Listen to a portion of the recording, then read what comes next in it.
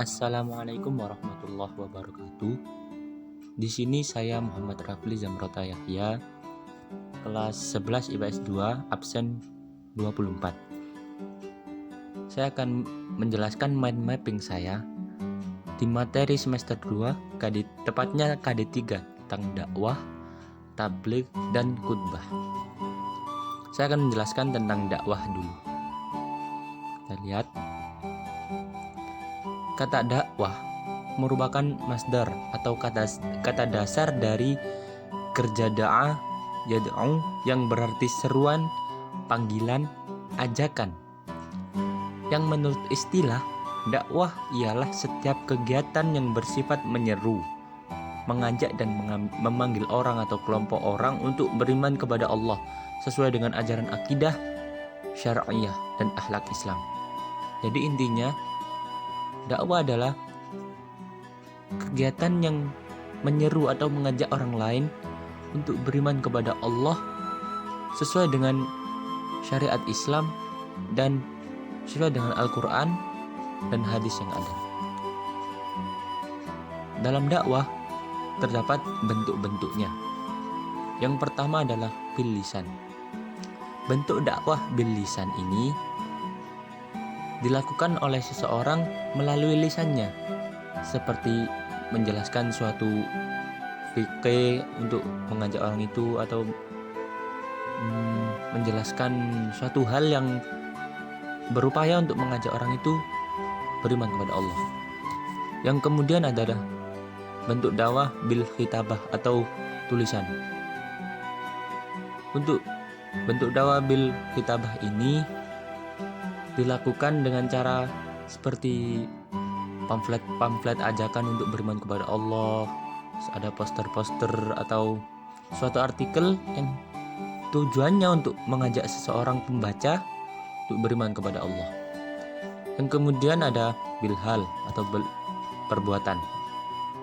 Bentuk dakwah ini biasanya seperti tolong menolong, gotong royong, yang tujuannya juga sama, mengajak seseorang untuk beriman kepada Allah. Yang terakhir ada bentuk dakwah bil mal atau dengan harta.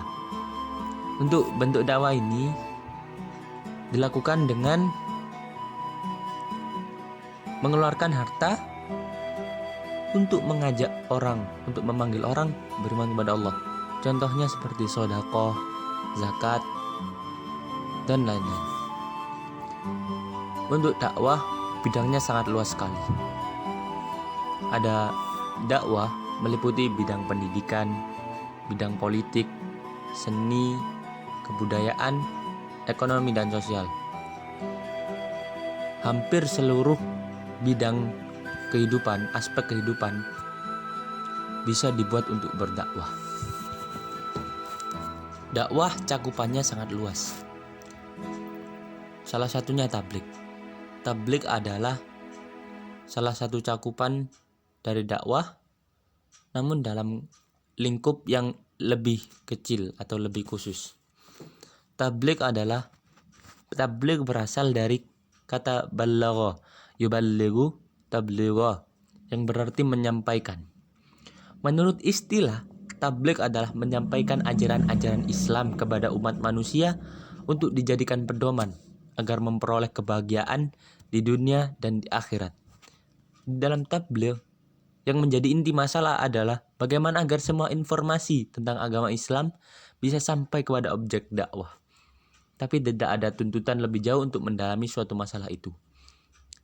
Tabligh juga berarti kegiatan menyampaikan pesan tentang agama Islam melalui momen-momen tertentu dengan tujuan agar umat Islam mengikuti perintah Allah. Maksudnya momen-momen tertentu adalah seperti di majelis taklim, majelis maulid, pengajian akbar, dan lain-lain. Perbedaan dakwah dan tabligh adalah tabligh disampaikan di momen-momen tertentu, sedangkan dakwah bisa dilakukan di mana saja. Kemudian ada cakupan yang lebih kecil dari tabligh. yaitu khutbah. Khutbah berasal dari kata khotoba yaktubu khutbatan, yang berarti ceramah atau pidato.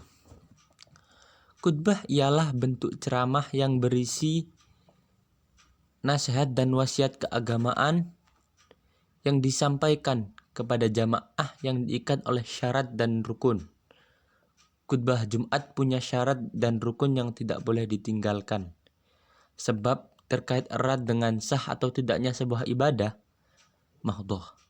Sebuah ibadah mahdhah.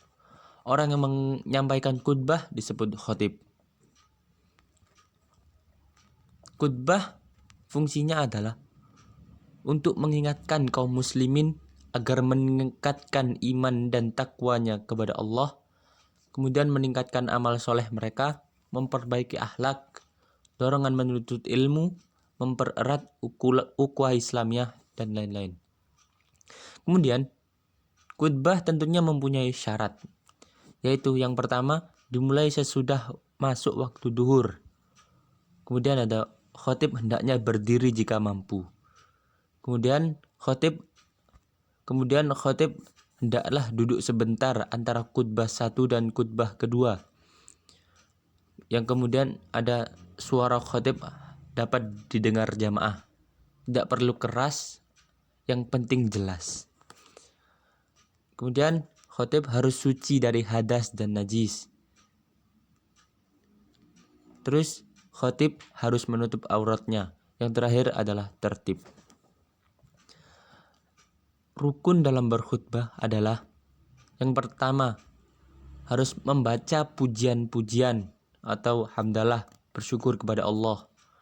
Yang kedua, membaca syahadatain, bersyahadat kepada Allah dan Rasulnya. Dan yang ketiga, membaca sholawat kepada baginda Nabi Muhammad SAW. Kemudian berwasiat tentang takwa. Kemudian membaca ayat Al-Quran dalam salah satu khutbah. Dan yang terakhir mendoakan kaum muslimin pada khutbah kedua. Khutbah, macam-macam khutbah ada banyak. Contohnya khutbah Jumat, khutbah 2 sholat id, yaitu sholat Idul Fitri dan Idul Adha. Kemudian ada khutbah sholat istisqa, khutbah sholat gerhana, dan khutbah nikah. Dalam berkhutbah terdapat sunnah-sunnah yang jika dikerjakan akan mendapatkan pahala bagi kita. Sunnah-sunnah berkhutbah diantaranya khutbah disampaikan di atas tempat yang lebih tinggi atau mimbar agar jamaah bisa melihat khatib. Khatib menyampaikan khutbah dengan kalimat yang jelas, sistematis, dan tidak terlalu panjang agar mudah dipahami oleh jamaah. Kemudian khatib hendaklah menghadap ke arah jamaah. Terus khatib hendaklah memberi salam pada awal khutbah. Kemudian khatib duduk sebentar sesudah memberi salam. Kemudian ada khatib membaca surat Al-Ikhlas ketika duduk antara dua khutbah. Kemudian ada khatib menertibkan 3 rukun khutbah, yaitu puji-pujian, sholawat Nabi SAW, dan wasiat takwa.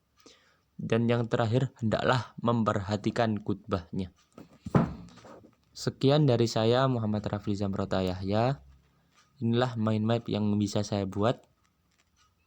Atas perhatiannya, terima kasih. Bila ada kesalahan kata, mohon dimaafkan.